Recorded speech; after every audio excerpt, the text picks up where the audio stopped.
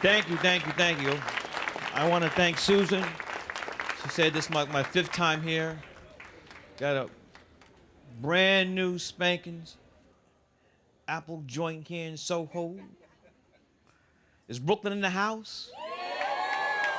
All right, Brooklyn in the house. Is Fort Greene in the house? The Fort. What about Staten Island? And the Ferry. Red Hook Summer is another film of my chronicles, or what I call my chronicles of Brooklyn, New York. It started way back in 1986, my first film, She's Gotta Have It.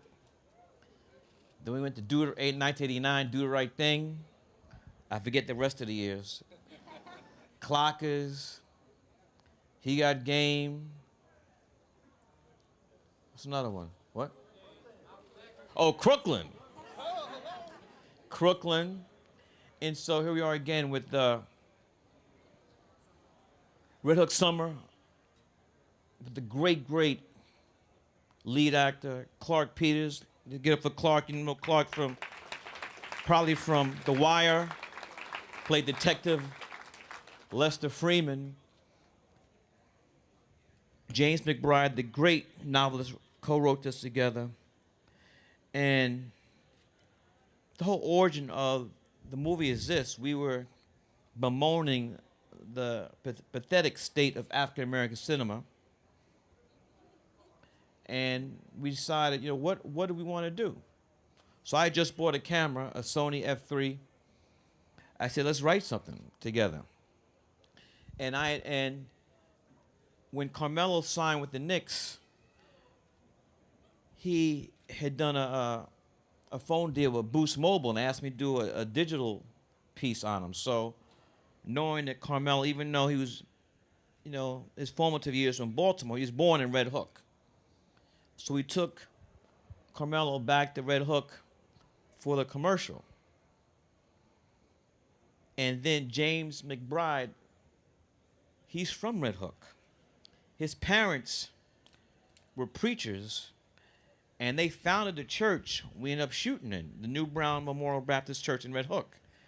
And so then we put all these things together. You might know James also from The Color Water. It was on New York Times best-selling list for years.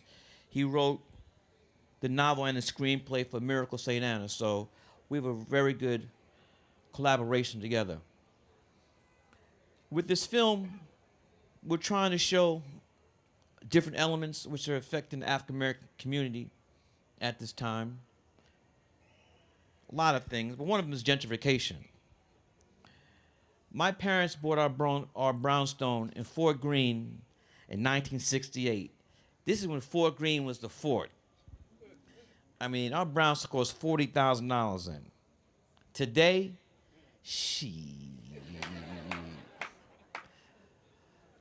it's a different Fort Greene today. Now, there are pros and cons of gentrification. So I want to get in a whole diatribe about that tonight, but Harlem's different.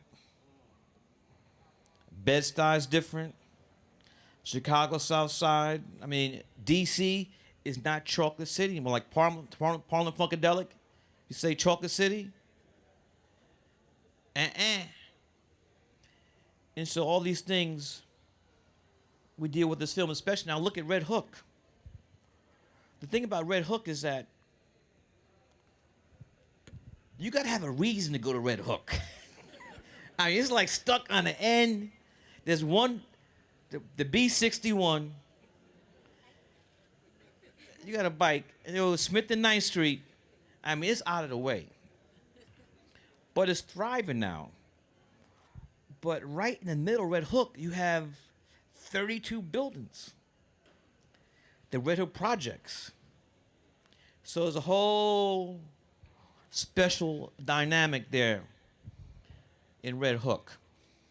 But it's important that everyone show up. If you supported me throughout all these years, we need your support. Hollywood was not making this film. They weren't making this film. They want to do other stuff. And that's okay. But we want to do this film, so I had to finance this film myself. and also with my man Dylan over here for Variants. We're distributing the film ourselves. So we really need people to show up. Because if we don't support this, then I don't want to hear nothing like, how come we won't, So we want no shenanigans. No skullduggery. That's a Mike Tyson word. No skullduggery. And, excuse me, I have to cheat. So this film is opening August 10th here in New York. And let me give you the theaters. The 10th is a Friday. And as we all know, that opening weekend, that Friday, Saturday, Sunday, New York has to set the tone for the rest of the world. So we need New York to show up. Whoa, yo, yo, yo, yo. With the landmark Sunshine, we're going to be the AMC Magic Johnson, Harlem Uptown, AMC Empire 25, and in Brooklyn, in Fort Greene, at the Bam Rose Cinema. So check it out. So we're going to take some questions. Now, before we start, you know, we're doing this a lot of love, so this is not the time to bombard me with mixtapes, headshots, scripts. We're not doing that. Not having that, not tonight.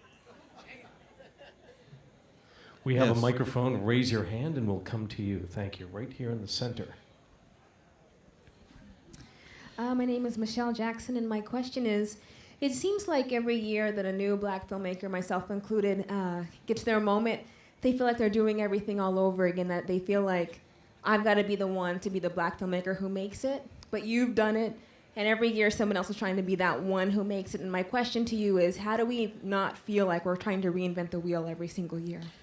Well, number one, I'll give you a good example of my student from NYU, Dee Reeves, her film Pariah. She was not trying to be the next Spike Lee. She had her own particular story she wanted to tell. So just tell your story. Tell your story. I mean, there's room for everybody. Right here in the front. Yes. Yes. Spike, my name's Derek Wilson. I first met you 25 years ago. I was coming out of the movie theater watching Nadine.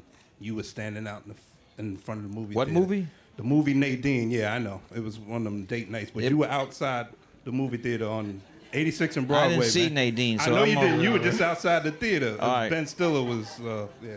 Anyway, what has changed, though, in 25 years? Has technology made it better for you, easier for you to make films now than it was, way back then? Well, technology has made it easier somewhat. You still need money to do your films. But we had, as I said before, I financed this film myself. So number one, you can't shoot forever, because the more days you shoot, the more it costs. So we shot Red Hook Summer in 18 days. 3 6-day weeks. So I'm going to show you progress. In the summer of 1985, we shot She's Gonna Have It in 12 days. 2 6-day weeks. Now in 2011, we shot another film in 18 days. So I'm a hybrid. I have no problems going back and forth between Hollywood films and independent films. But there are certain stories that Hollywood, this is not an indictment of the Hollywood system. There's certain things they're not going to do at this time. I mean, I did a recent article in New York Magazine. The guy asked me, can I get Malcolm X made? I said, yeah, we put tights and a cape on them and make them fly, then they'll make it. If Malcolm X can't fly, they're not making it. I said the same with Oliver Stone. You can't make JFK fly or transform into something. They're not doing that today. So what I will say is that as far as the content, the story elements of African American cinema was much more yet. The Hughes brothers, John Singleton, myself, Robert Townsend, there was more diversity as subject matter goes. Now there's like a certain formula that makes money, but they're not making anything else. Front row, all the way over on your right. Yes. Hi, my name's Alma Birch, and I was wondering if you could talk a little bit about what it's like to work with Mike Tyson and some of the differences between being a film director and a stage director. Thank you. Very good question. I've never done stage before. Ever. Mike Tyson's never been on Broadway. Ever. Ah, shit. No, it's going to be fun. And the thing about Mike, he's smart. Don't think that he's dumb. The man has intellect to burn. And he's a storyteller.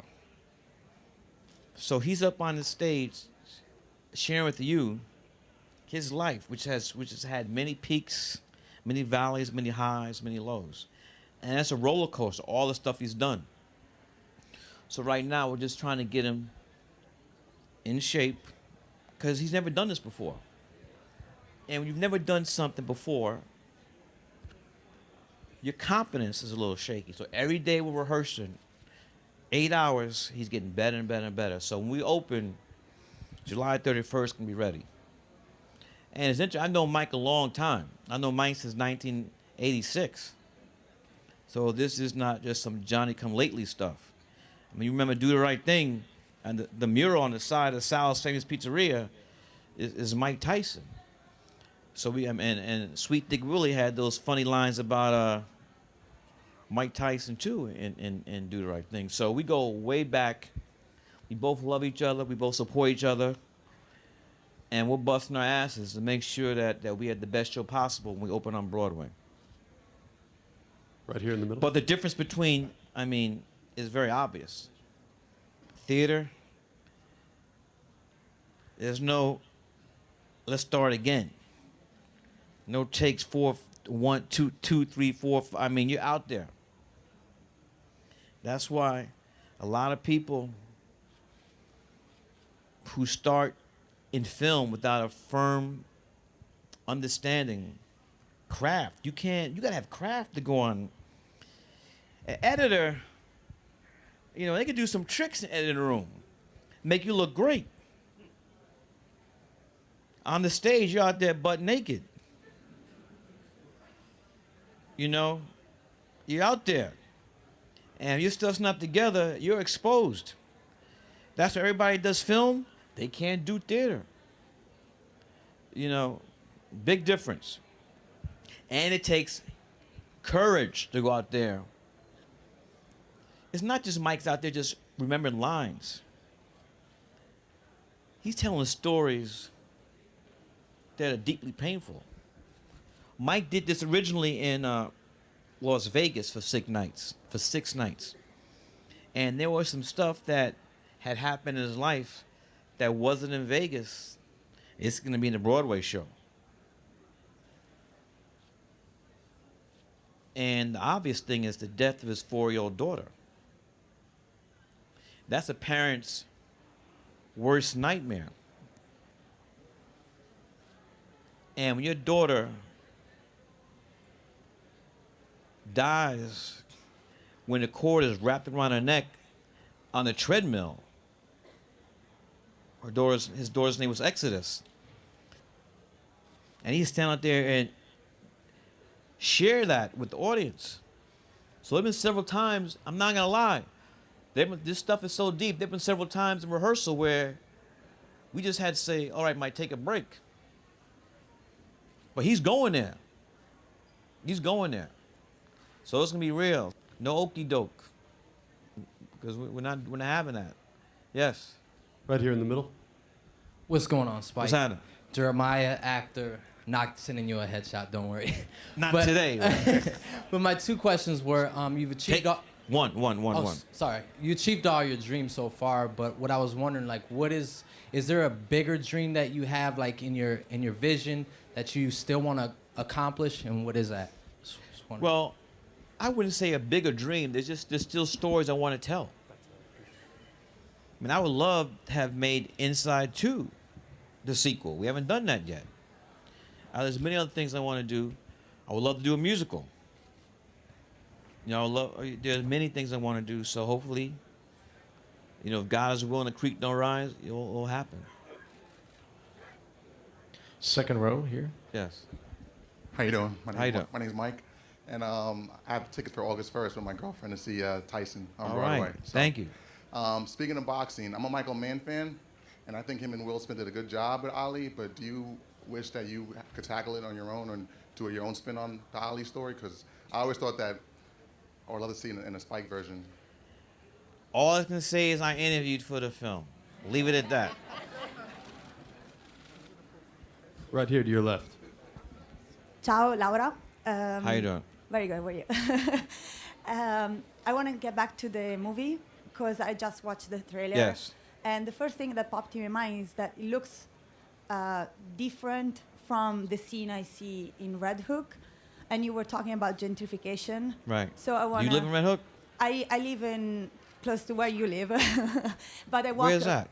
I live in Borum Hill, Okay, Borum Hill. Hmm. and I walk to Red Hook Right. a lot of time because I love it. And because you were talking about gentrification, so I wanted to know, and I know you don't want to discuss it politically or. But go ahead. But I want to know which part of Red Hook you're showing, like which is the age. It's a today film setting No, location? it's today. It's It's contemporary. today.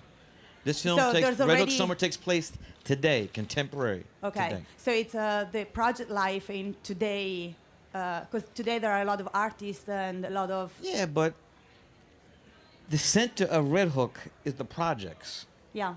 and all around it you have everything else. The wine shops now, the gardens, then you got the pier.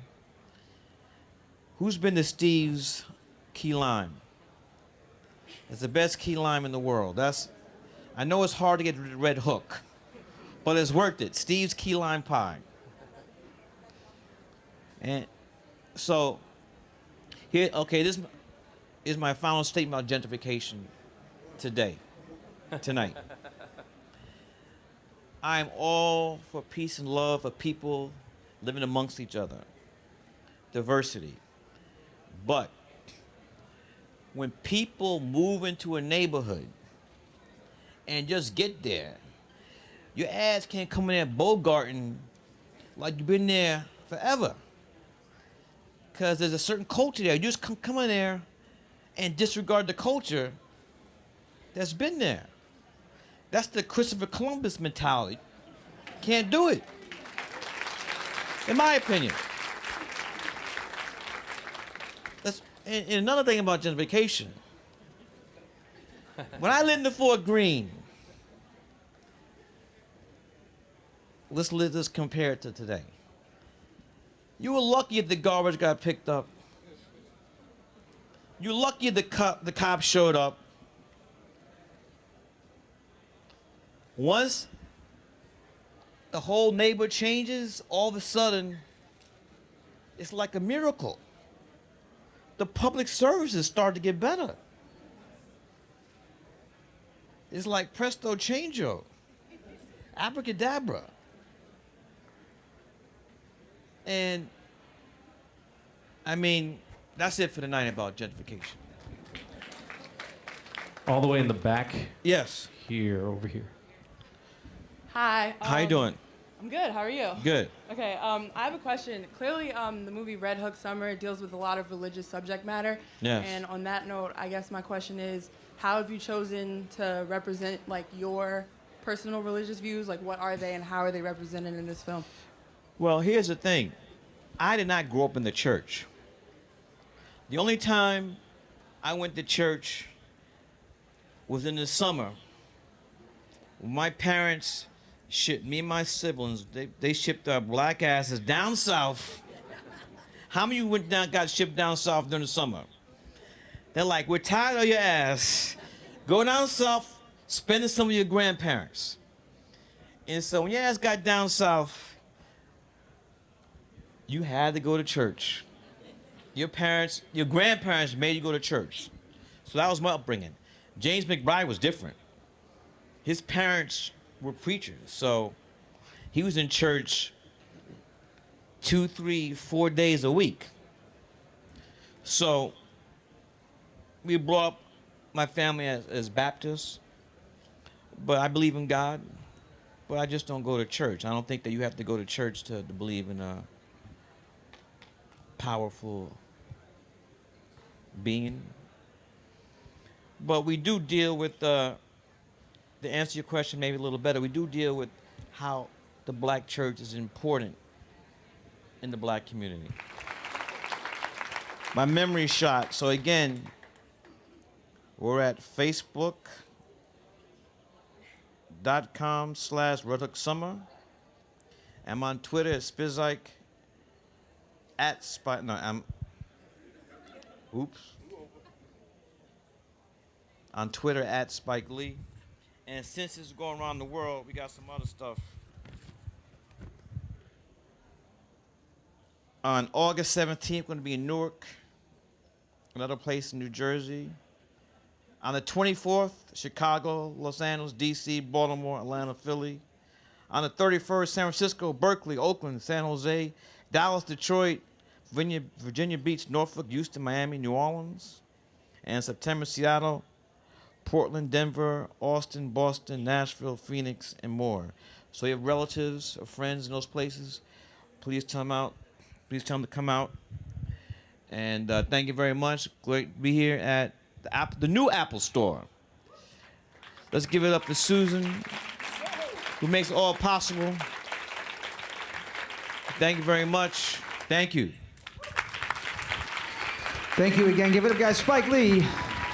Definitely got